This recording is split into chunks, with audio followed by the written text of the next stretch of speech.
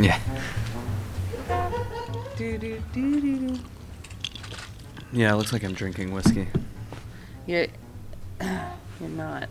It's just coffee. I know. Hello. This is The Racket. I said that with conviction today. I'm here with Adam Schrader. Schrader. Adam Schrader. I have met Adam several times. I have read Adam's books. Schrader is his name. So, Adam, tell me about, one, what you do for money, and then what you do for love. Okay, awesome. So right now I'm a web producer, which is mostly just like writing headlines, choosing photos, working on SEO, make stories publishable, and occasionally do rewrite, which is basically writing copy for the news in a way that fits our style, finding new information, and doing some original reporting when I get the chance.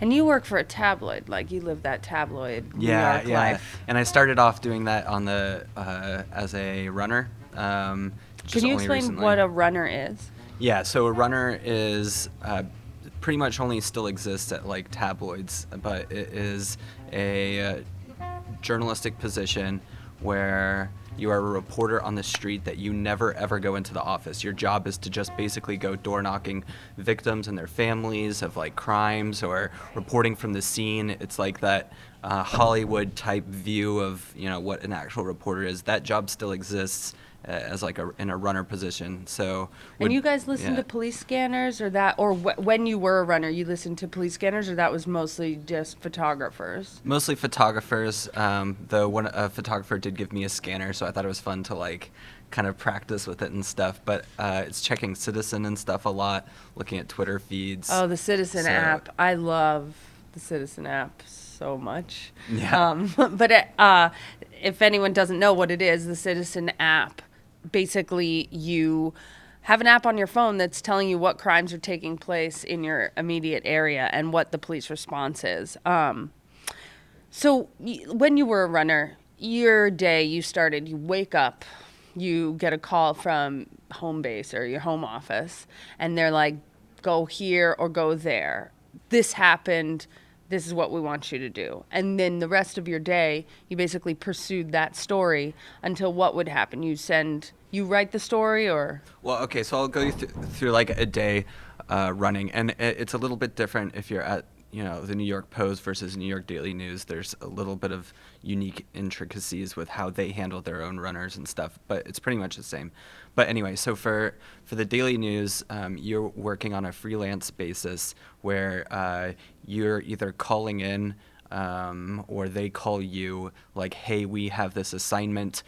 Can you get ready to go like in the next, you know, as soon as possible, whatever. Right. They'd send you the address. We don't know much about it or whatever, but I'll send you an email, you know, get going. And some runners have cars, some don't. If you have a car, you're going to be sent all over the place, basically.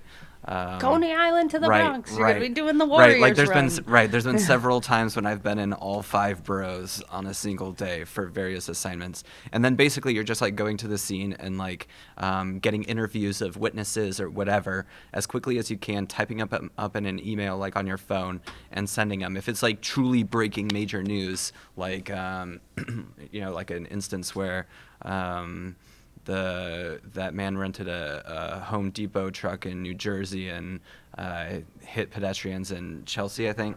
On the West Side Highway. Right, yeah. I covered that with Katie Zavadsky at the Daily Beast. So, yeah.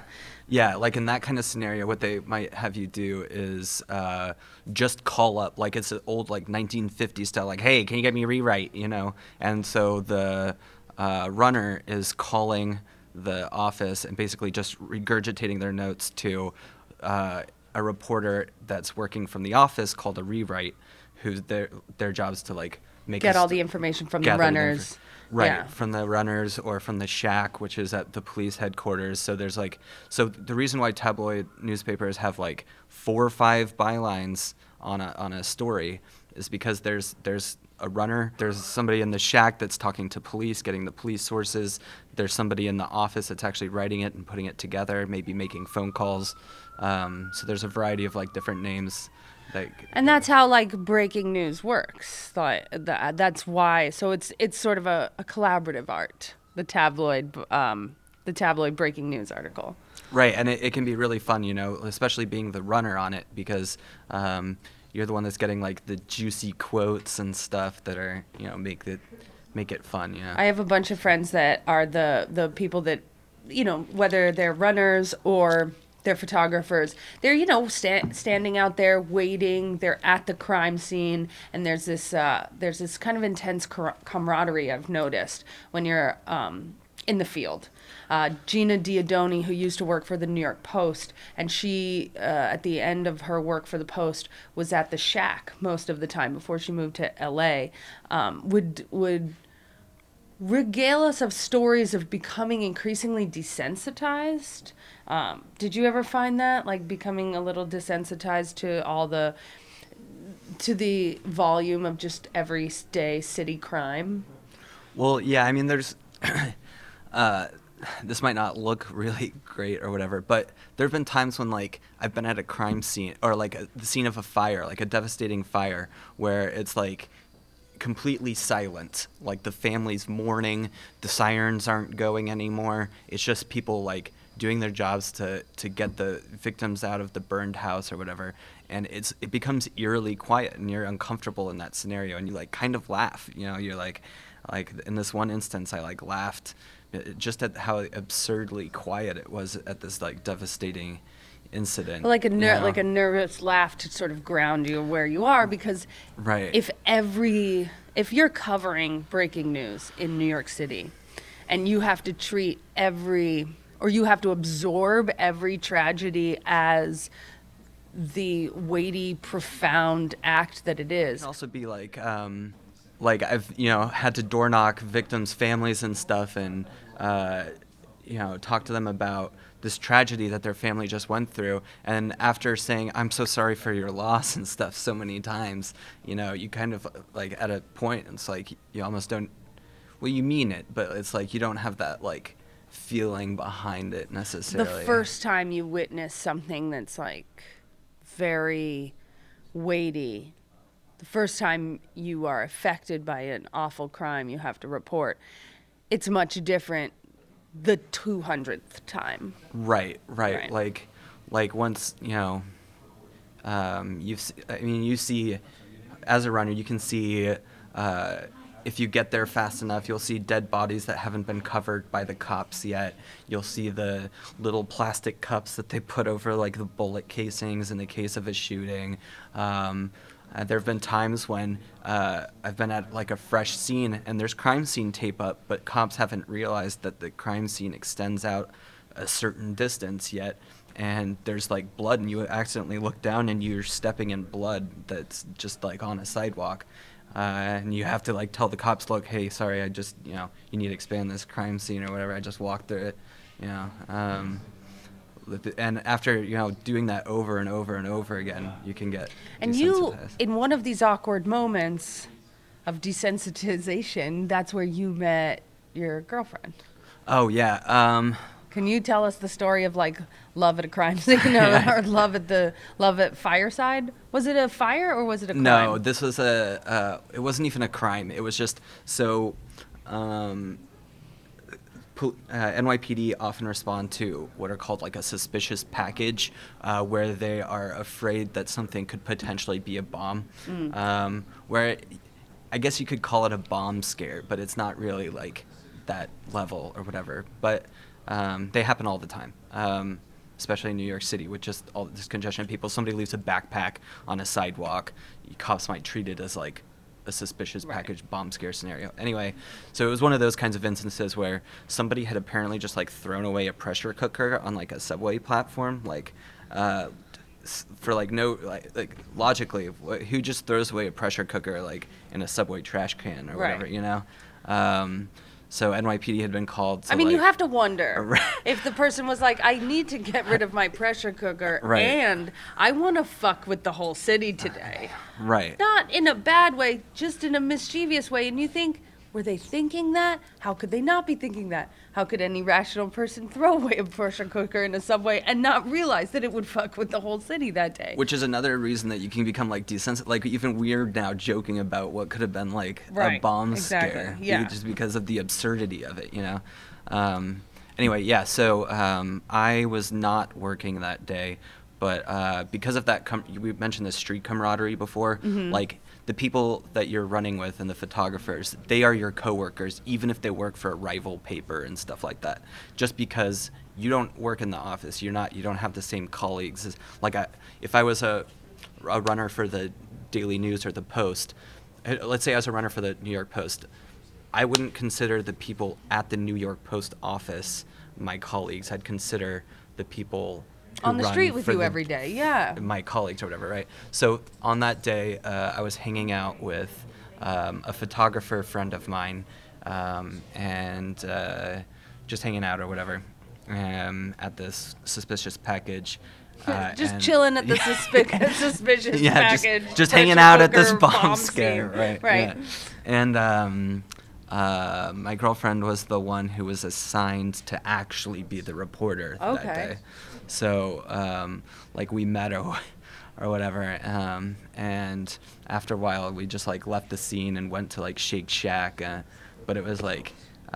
did you exchange numbers that day, or did you wait to see her? No, I did something that was, like, actually could be considered, like, a little creepy, maybe, but, like, right after, like, she had to go to another... So she got the call from the office, like, hey, we got something in Queens or whatever that you got to go to. She's like, Queens? I added her on Facebook, like, immediately.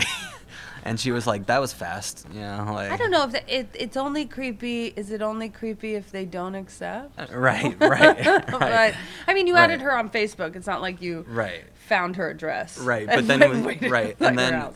so, like, a few months later or whatever, she messaged me and was like, and, like, we didn't talk this whole time, like, Right. in between. After that, she messaged me and was like, hey, can you help me with my invoice or whatever, like, Just out of the blue? right, just out of the blue. Help her with an invoice for that day. For a different assignment, different like, thing. the, Was it just an excuse to...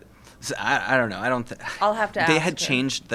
changed their like processes because it was right after the Daily News had been bought by Tribune Publishing, Tronc at the time or At whatever. the time, Tronc, Right, who shall Tronc, not be yeah, named right. in New York City. Right. So I think their invoicing practices had just changed or something. Right. And it was right after the new year. People were confused, so they had So Love strangers at the pressure wanted- right. cooker preemptive bomb.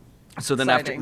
after that we Possible. started like texting or like talking just like regularly, and she invited me to hang out with her on her shift or whatever, and, which I think in like another profession might be weird, but going to hang out with people In another profession, it might be weird, but like my best friend, Daniel McKnight, who shoots for the Post and, as a freelancer as well, I have many a night hung out with him just, riding around the city, listening to the police scanner, and then if he gets a call or if there's something he has to go do, he goes and does that.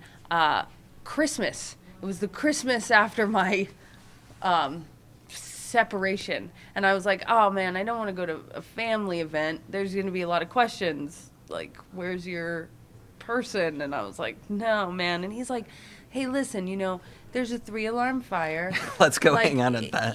I've got to go shoot it. Do you want to, because I've been said to be a type of journalist, multimedia, they say. But, and I went, and you know what? I got a couple quotes. It was, Right. it was a good Christmas. Yeah, and it can be a lot of fun to like be out on the I got street to and see. everything, too. I got to see. I forget who it was, whether it was Red Cross or FEMA or whatever. But I got to see them like save a cat and like make sure that like all the animals, everyone's like all the old people who were worried about their animals were saved from the building and stuff. It was actually a good Christmas, even though it was a 3-alarm fire that was pretty terrible. Nobody died, not even their pets. So that's a win. Win for Christmas fires. But like, whenever I talk about like being a runner and stuff, people also like sometimes are wowed at like some of the dangerous aspects of it because like my girlfriend has had people like physically push her. There's obvious stories like the photographer who Alec Baldwin assaulted for taking his photo, like even though he wasn't a paparazzi. Like it can be dangerous in that regard, but you can also be put in situations that you don't want to be in, having to sneak into funerals or uncomfortable. Yeah, that's right. uncomfortable. Right. Like party crashing a funeral can, Yeah, that's to. So, can I quote you on that? Yeah, and you're like, oh, you're at the coffee machine, and they're like, he was a good guy, and you're like, can I quote you on that? Right, right. And they're like, who the fuck are you? And you're like, nobody. I just, in case I ever had to quote anybody for any reason. Can I just write that? Yeah. Like you're sitting in a funeral taking notes on a notepad or whatever. Oof. Yikes. And one thing that I got to do that was cool when I was freelancing for the Daily News was cover Hurricane Harvey in Houston. And you went down there? Yeah, well, I happened to already be well, this is kind of a story too. So I took a job. It got a little difficult. Like being a runner can be like stressful and stuff. So I decided to move back home to like Texas for a while. Took a job in a Houston area suburb like paper, and I was supposed to start like the Monday after Hurricane Harvey hit.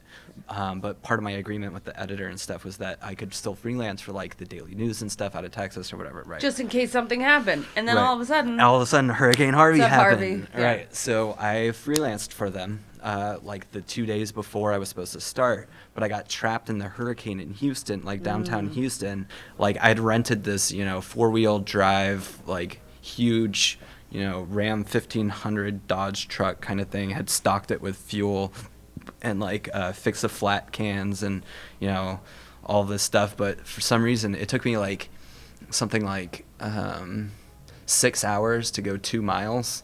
So I eventually just like found a hotel and stayed at the hotel. But the editor of that paper like fired me by text message when I couldn't make it into work for my first day. It was like, you should have been here and stuff. And I was like, you can't control like the weather. So. Right. So then you called up the Daily News and they're like, I'm here. You need some strength. Well, I had been on. You're right. Like had been. And so at the time, the editor in chief at the time, who had some issues later. Yes. He actually did something really cool and like advocated on my behalf and like called the paper up and stuff, but it like that just kind of made that editor more mad that this like head honcho editor of a New York paper is like trying to tell him what to do. Right. Yeah, people in Texas they have feelings about us. There was another thing about running is that a lot of runner or like people in this kind of job get arrested because you're covering a lot of like protests and stuff in DC or in New York or whatever. No, of course. Yeah, so I covered the Women's March, the Gun March, and the Juggalo March in DC. The Juggalo March. It was a good time. That sounds cool. It was actually really, really cool. Was that your favorite of them to cover? Yes, because Why? Well, so many reasons. One, because Juggalos, I discovered that they're actually kind of an amazing group of people who their motto is just friendship and loyalty above all things. They don't care if you're cool. They don't care if you're smart. Huge contingency of them are poor, from poor families, no father, just, a lot of drug addiction in the home, and talking to a bunch of different ones. Like, here is a community that is so out there and ridiculous. It's kind of like, we are bullied. We're not considered smart enough, tough enough. There's nothing interesting about us. Well, yes, there is. And like, fuck everybody. I don't know. That's a little bit to explain them, and they're so inclusive. You don't think so to see, but they are actually so incredibly inclusive. Anyway, I had heard that some Proud Boys were also going to be there to try to like fuck with the Juggalos, and then all of a sudden Antifa was going to show up and like support the Juggalos, and I'm like, this sounds like it could be. I don't know if it is going to be, but it sounds like it could be Nazis versus clowns on the National Mall. I'm going to go. I'm going to go. That's why I went, but I discovered, you know, like kind of a beautiful community. I know that sounds cheesy, but it's true.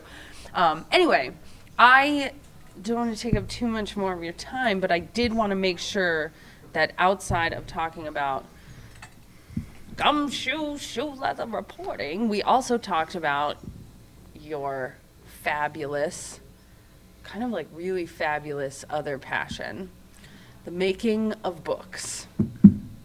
This is one book. Oh, I like your author picture. Look, hold on. If I hold it up in front of his face, if you cut to the... It's good. It's pizza. Yeah, I was actually getting a slice while running. Where?